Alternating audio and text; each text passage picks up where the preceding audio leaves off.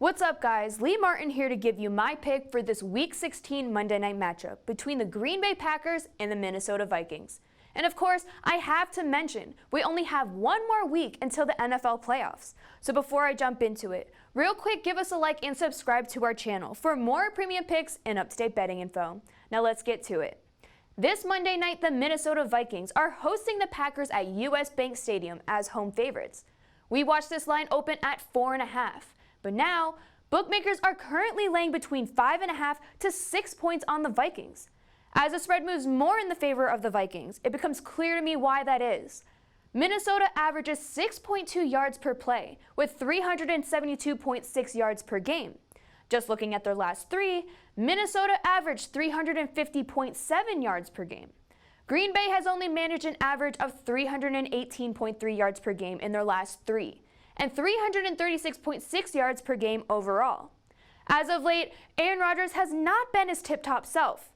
Last week against the Chicago Bears, the Packers did win 21-13. However, Rodgers only completed 16 of 33 passes for 203 yards. Then the week before that, in Week 14 against the Washington Redskins, Rodgers managed a win of 20-15, completing 18 out of 28 passes for 195 total yards. But he didn't cover, as the Packers were 14-point favorites. Yes, they did win, but these teams that they should be outright blowing out, especially the Redskins, and they aren't. Now I'm going to draw my attention over to the Vikings for a bit. Kirk Cousins averages 8.4 yards gained per pass attempt, with a 70.5% completion rate. Not only has Cousins been on a roll lately, but he'll have his favorite target back in his second game after returning from injury, Adam Thielen. Dalvin Cook, on the other hand, is still suffering from a shoulder injury. He claims he is ready to play against Green Bay. However, he's considered unlikely to play.